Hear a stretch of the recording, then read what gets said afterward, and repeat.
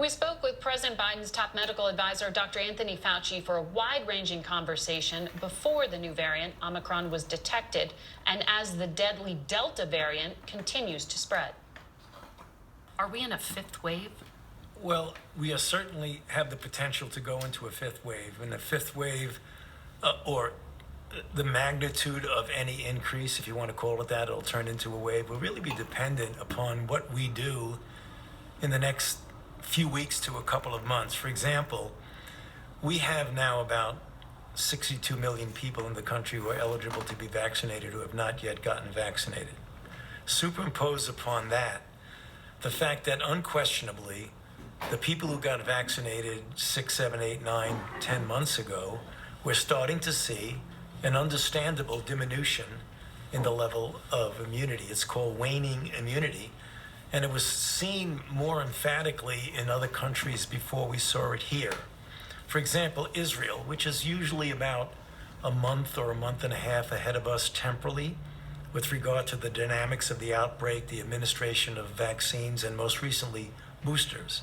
So now we know that although the vaccines are very effective, and the data that you look at are incontrovertible, that if you compare unvaccinated with vaccinated, infections, hospitalizations, deaths, dramatically multifold more in those who are unvaccinated. However, given the waning of immunity, right now boosters are going to be very important. You said in the past that you would like to get under 10,000 infections a day in order to sort of live with COVID. Right. We've heard people say, understandably, they're trying to look for a metric to give to the public, that we're going to have to start living with COVID.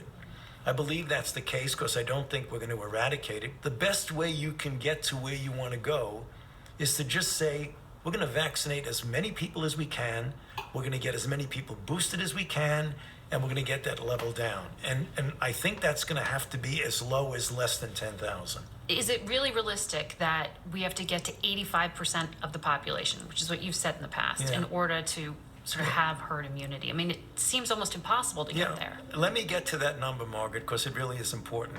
We have to be very humble about it. We don't know what that number is. And the reason is the number is a moving target. Because if you get someone who's vaccinated and he wanes down and gets below a certain level, I don't know whether you can count that as a full protected person, which is the reason why it's a combination not only of getting the total population vaccinated as a primary, but also getting people boosted. And that's what I mean by a moving target. So what you're describing is never really having control necessarily of COVID, but learning to, get boosted every 6 to 8 months? Great question. And that's what we don't know. The important part when you're dealing with a unique, never before experienced outbreak of a new virus, that sometimes you can extrapolate what you know about other viruses because there's some commonalities, but sometimes you have to realize that this may be very unique. Right now, we do not know definitively what that course is going to be, whether it's going to be a 3-shot and you're done, or 3 shots and then every once in a while you have to reboost. We'll have to see how things roll out. Why isn't the CDC tracking breakthrough infections? Wouldn't you be able to better answer that question if you knew? Yeah, I mean, yes, in many respects they are. One of the things that we among healthcare workers. We need to do a lot of things. We really need to find out when you do boost an individual, how long does that immunity last, both from a laboratory standpoint and from a protection standpoint. Why did the United States decide not to track those? Well, it's a very complicated situation, and often the public doesn't hear yet in time things that are being collected. So there's a lot of data, clearly a lot of data that's being collected by the CDC that people don't know about yet. So we need to make sure in real time we get that data out. Historically, when you're not in a pandemic, you can collect data, you can analyze it, you could talk about it, and then you could look back and say, this is what we've done. But when you're dealing with a pandemic, you've got to get that out in real time so your policies can be dictated by data that occurred relatively recently, not data that occurred 4 or 5 months ago. That's the criticism, that they're too academic. Right. Yes. But is there data being collected now in the United States about breakthrough infections Yes. that the public doesn't know about? Yes. The CDC is collecting data. Beyond Yes. just healthcare workers, everyday people, you have an idea of what's happening with breakthrough infections? I don't have the data for you right now. That's obvious. We'll have to get the CDC to get us that. Each school seems to be handling this differently in Yeah. terms of masking and not masking, or when they alert parents and the like. What's the most responsible thing for parents to do if they know they're sending their child into a classroom and someone in that room tests positive? There are a lot of options about that. There's the test to stay. In other words, if you test and you're negative, you don't have to go out and get quarantined. The idea about when you get an outbreak in a class or two to then immobilize essentially the class is functionally very, very difficult to get a good academic year with some continuity about that. And that's the reason why we need to do several things all at once. One, you want to surround the children with adults who are completely vaccinated. Number two, you want to vaccinate the adolescents that we already have been vaccinated for some time, vaccinate the 5 to 11-year-old. And when there is a case in the school, then you really got to do something about. Sometimes parents don't even know if there's I know cases. that, and Margaret, it's got to be articulated much more clearly so that people know exactly and there's no ambiguity about that. When you don't know what the situation is and you have community spread around, that's the reason why the CDC still recommends masking for the children in school. But this is one of those criticisms of how our country responded here, which is just maybe it's by virtue of the federal system, but district by district, state by state, different things. And then they look for you for unified, tell me what to do, just tell me Yeah. what to do with my kid. Yes. Clarity. Yeah, I mean, but the clarity when it comes to the situation of the public health, we really need to, and I think they are very likely doing much, much better than what the public thinks they are, is to get the CDC to be very clear, to be very, very sharp about what a recommendation is, when there's no data to make that, to then just give a recommendation based on best judgment, if you want to call it that. And when you say lack of data, this has been a criticism throughout, that there's just not enough information being collected in this country, Right. not enough surveillance being done. Right. Is that still the case in your We view? do. We need to do more. No doubt about it. No doubt about it. We need to do more surveillance. We need to do more testing. So when do we get to pull back the public health restrictions for kids? Is it until the toddlers get vaccinated? No, I think that you're going to see likely a gradual pulling back when you have to put the dynamics of the outbreak in a community into the mix of your decision making. If X number of months from now, you have a very high proportion of children vaccinated and you are in an area where the level, what I call the dynamics of infection, is very low, I would be almost certain that you're going to see a significant diminution in the mitigation, such as masks and things like that. We'll have more of our conversation with Dr. Anthony Fauci in our second half hour. Stay with us. We'll be right back. We return now to our conversation with Dr. Anthony Fauci about mistakes made, lessons learned, and whether we'll ever crack the mysterious case of COVID's origin. I want to tick through some of these All right. to see if you agree Sure. with some of the criticisms of the public health response. The U.S. didn't have a national surveillance system. Testing was inadequate, and there was a lack of data. Right. You agree with that? Yes. It was a deadly mistake by the CDC to try to use the flu as a model, according to Dr. Deborah Birx. It meant doctors were looking for spread in the wrong places and did not recognize the possibility of asymptomatic spread. The idea about not recognizing that it was spread in a very efficient way in an asymptomatic situation was really a problem, because what it did not allow a testing of the asymptomatic individuals. And the flu model being used, why was it used? The CDC would do that, and that's the way they looked at respiratory diseases. And it took a while to figure out that this is really, really different from flu in many respects. When did you realize that? Well, Debbie Birx and I realized that right in the middle of 2020. It was very, very clear. If you go back on some of the statements I made at some of those White House press conferences, we need to flood the system with testing, which means not just somebody who shows up with symptoms. We look back at statements, and in February of 2020, very early on there, you were still saying it's certainly a possibility, but it's extraordinarily unlikely that COVID was spreading in the Right. U.S. And that's because we didn't know it at the time. Why did you have that blind spot? Well, it wasn't a blind spot because we weren't testing. That was the point. And influenza-like illnesses are not noticed unless you get an influenza-like symptom. The asymptomatic model, that when you have a disease in which you have 30 to 40% of the people who get infected have no symptoms, then you say transmissibility. That was unprecedented in respiratory illness. So I guess you could say, well, you should have known that. The CDC should have known that, but they couldn't have known it from day one. But it should not have taken so long to figure out that, in fact, we have a substantial amount of transmission that's asymptomatic. It also brings us to why people should have been wearing masks earlier.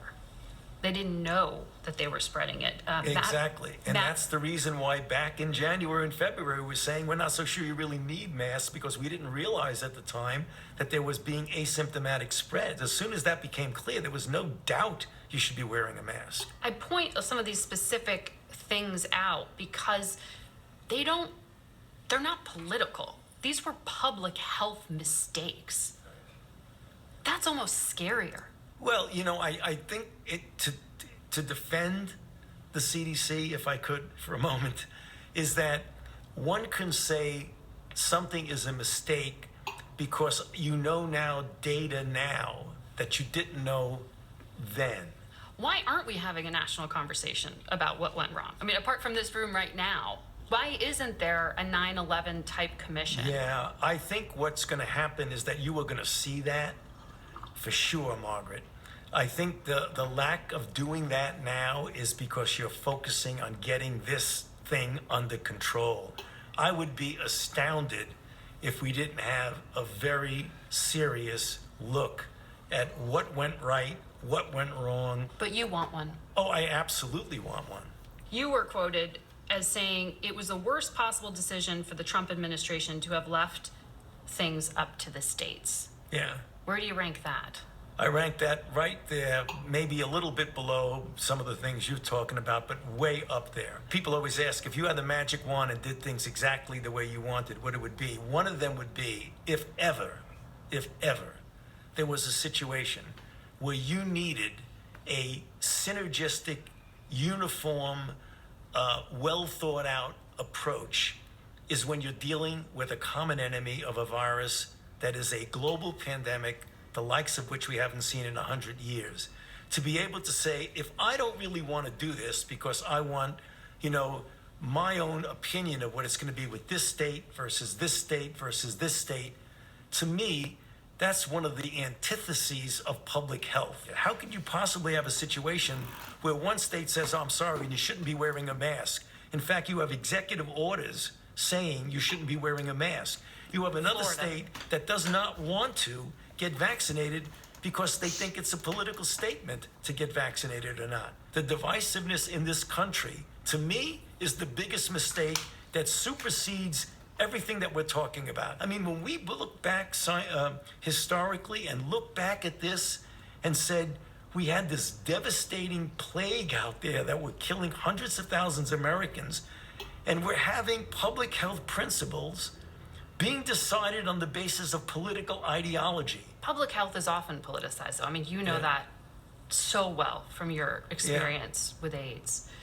What was the chief lesson you brought into dealing with COVID from that experience with AIDS? Never underestimate infectious disease outbreak because it can be insidious, the way AIDS was. You learn also to pay attention to what's going on in the community. And that's the major lesson I learned. You don't do it from above and dictate down. Was that happening at all in China when this first appeared, going back to the fall of 2019? It was very tough what was going on in China. It's kind of opaque. Clearly there was infection that was percolating, as early as November, maybe even earlier. You had an infection that emerged almost certainly out of animal reservoir. The more you study bats there, the more you see how close some of the viruses are to SARS-CoV-2. So it was assumed in the beginning, well, this is a coronavirus. Why isn't it just assumed that it's SARS-CoV-1, which means it doesn't transmit very well and it's going to get controlled by public health measures, which is exactly what happened with SARS-CoV-1. Then you find out that even though it's SARS-CoV-2, it is a very, very different virus than SARS-CoV-1 because A, it is transmitted spectacularly efficiently from person to person, and B, most of it is about 40 to 50 to 60% is asymptomatic. Why is it so efficient? Well, it evolves in animals, it evolves in humans, and it could just, sometimes viruses jump into humans and they take off and run right away. But we don't know what went between the bat and the human. There was something in between? Yeah, it was very likely. And a host, what the Chinese did, I don't have firsthand knowledge of that, but the people who were reporting it, who investigated, what they did is they cleaned out the markets as soon as it turned out that it was clear that there were clusters coming from the market, which, in typical fashion, I think trying to make sure that things don't get pointed to them, they probably got rid of the animals that were the intermediary hosts there. Beijing acknowledges now that they don't think it originated in that market. Well, it may not have originated in the market, but it certainly could have. Well, there were clusters that may have been picked up and transmitted, as I understand it, through the market, but the place of origin was not within the market itself. No, I don't think you could say that. I think you could say we don't know how and where it originated.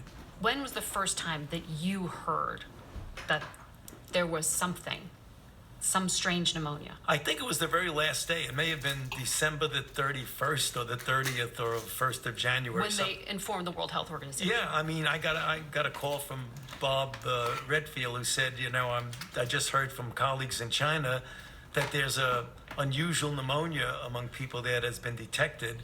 So we just got to stay heads up for that. And then a few days later, I think it was January 9th or 10th, the sequence came out. As soon as I heard there was a new pneumonia, I said, well, a new pneumonia, Wuhan, wet market, almost certainly it's going to be a coronavirus. And that's when I got my team organized immediately and said, as soon as we get that sequence of what it is, let's go after that vaccine. Let's plug it into mRNA. We were already collaborating with Moderna with mRNA, and let's do it. And it was rocket speed. About 5-6 days later, we were starting with the vaccine development with Moderna.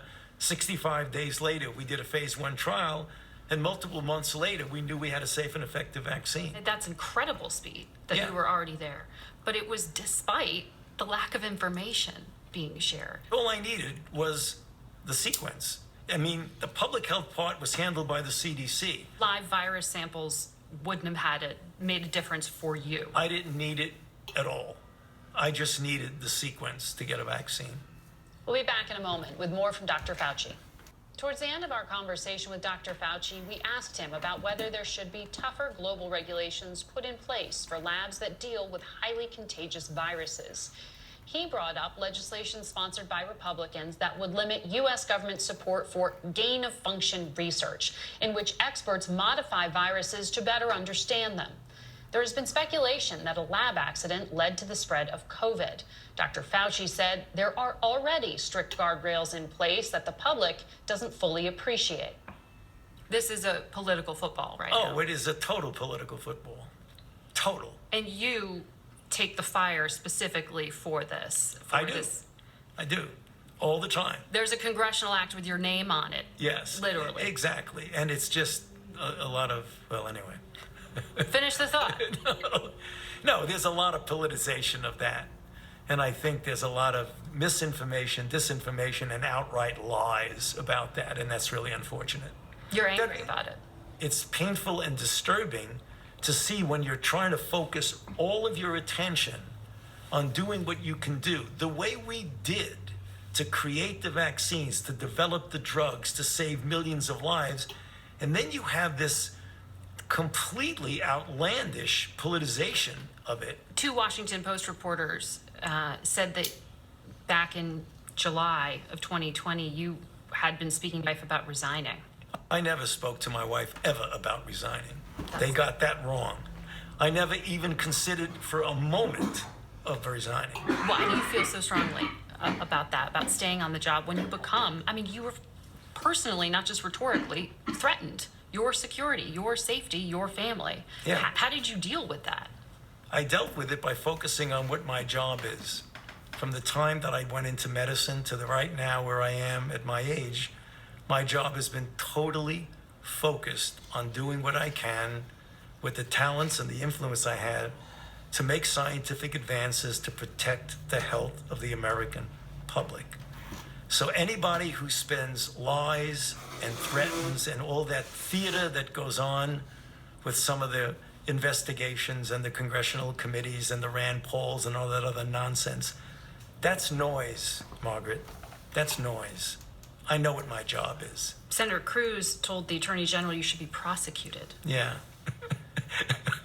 I have to laugh at that. I should be prosecuted. What happened on January 6th, Senator? Do you think that this is about making you a scapegoat to deflect from President Trump? Of course. You have to be asleep not to figure that one out. Well, there are a lot of Republican senators taking aim at this. I mean, that's okay. I'm just going to do my job. And I'm going to be saving lives, and they're going to be lying. it seems another layer of danger to play politics around matters of life and death. Right, exactly. And to me, that's unbelievably bad, because all I want to do is save people's lives. And I mean, anybody who's looking at this carefully realizes that there's a distinct anti-science flavor to this. So if they get up and criticize science, nobody's going to know what they're talking about. But if they get up and really aim their bullets at Tony Fauci, well, people could recognize there's a person there, so it's easy to criticize. But they're really criticizing science, because I represent science. That's dangerous. To me, that's more dangerous than the slings and the arrows that get thrown at me. And if you damage science, you are doing something very detrimental to society long after I leave. Is there a playbook that you are handing over to the next person right behind you at the NIH when that retirement day does come? Yeah, the playbook for them is to do what I'm doing now. Focus on what your goal is. And your goal is to end an outbreak by what you have at your disposal. And what we have at our disposal is science. If you get caught up in this nonsense of politicization, you're not going to be able to do your job as well. In this playbook you're handing off to your future successor, do you say the next pandemic comes at us faster? You know, I think we likely will, though you can't predict.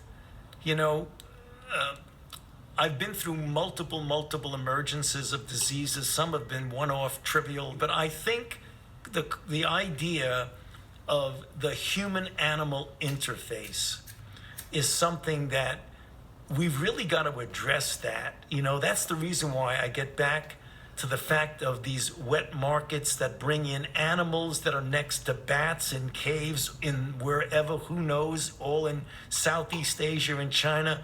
You want more regulation of this internationally? I want that to be regulated. I really, really do. And we know the Chinese were trying to regulate that, but there were people who were breaking the law, and there is good documentation from people who photographed that animals that were not supposed to be brought in from the wild into the wet markets were there. And I think that's the reason why, when this happened, I don't know, but I think why the Chinese just completely cleaned it out. I think that is one of the reasons why we're not able to find out what the original source was. I think they've destroyed some of the evidence.